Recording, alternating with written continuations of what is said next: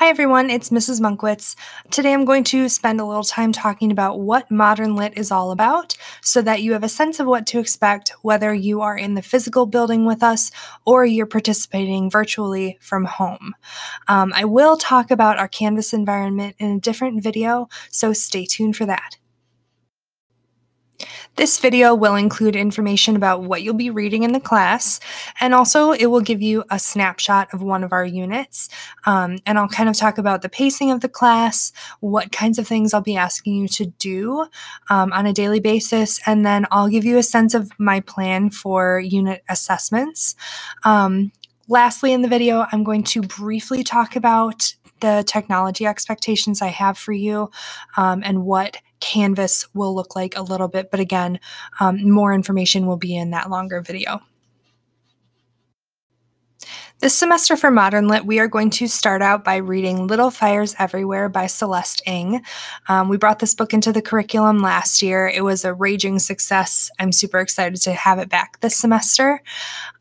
We are also going to read A Good and Happy Child by Justin Evans. This tends to be a student favorite. It offers a lot of opportunity for discussion and debate, and it's just one of my favorites to work with.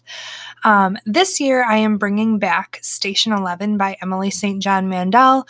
If you know anything about the book, it's about a global pandemic, and what better timing than now to dive into that world and really be able to bring our own experiences to what we're reading in the classroom.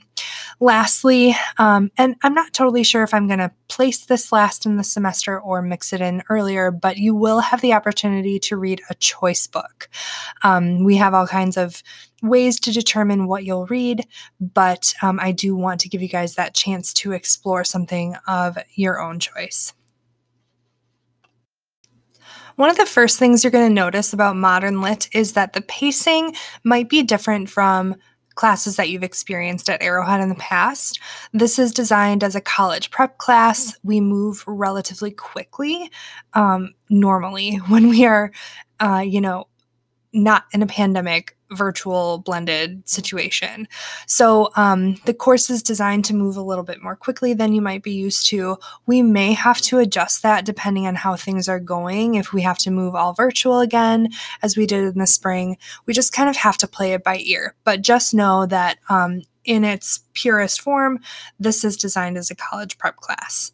So typically we read each book in like a 2-week window, and then that third week is designed for assessments on that book.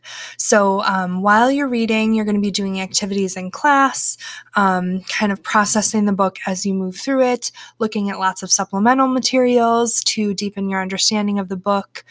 And then you'll also be doing weekly Canvas discussions.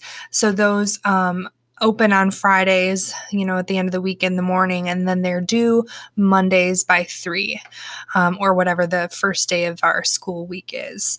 And the purpose of those discussions is really for you to process everything that we've done that week and to come together in a virtual environment to kind of sandbox those ideas and hear from your classmates and just kind of bounce ideas. Typically, in a normal school year, you would also be doing a mini project during that reading window. Mini projects are designed to, again, help you explore some supplemental topics and deepen your understanding of whatever book we're reading.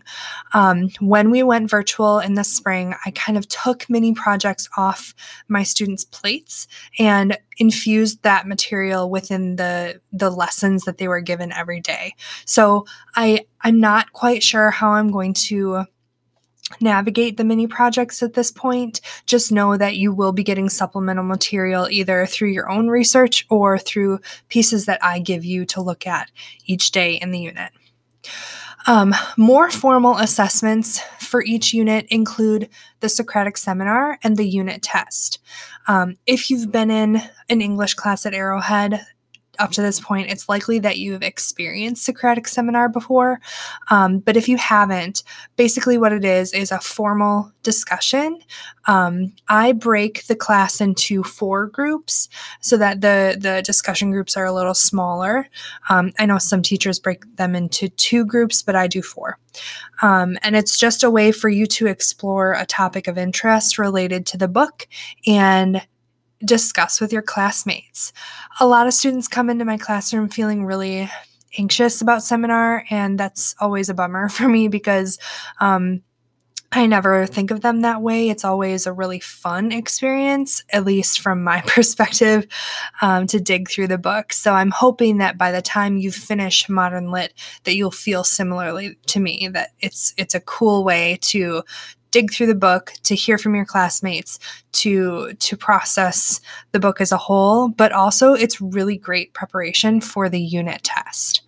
The unit test, that happens for every book we read, and it's formatted in the same way each time. So you will first see a section of matching 10 literary and critical terms to their definitions.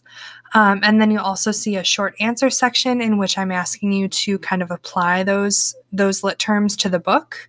And then the last section of the test is an essay. Usually what I do there is I ask you to take a stance on something related to the book and substantiate your ideas with specific examples that you remember from the book.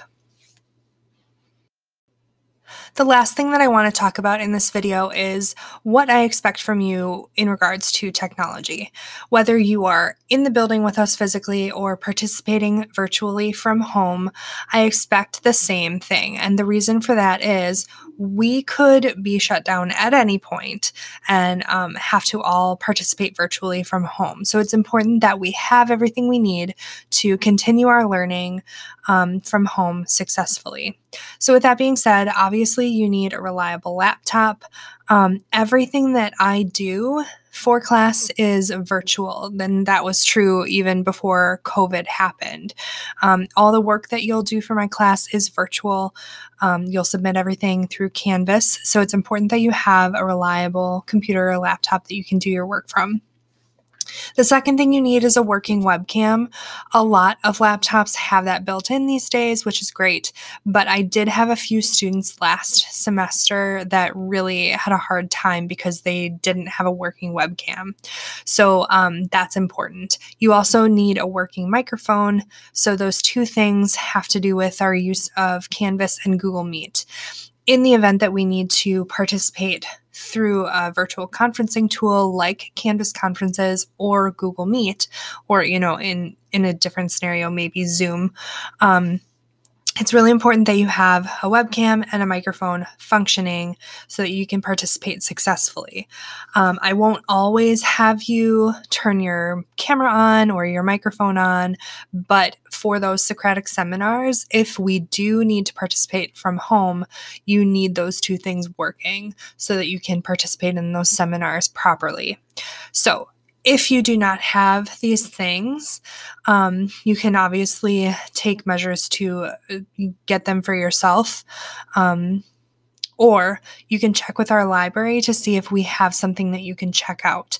I know in the spring, we did have a number of pieces that students could check out and use from home. So I expect that you have these 3 things working and ready to go.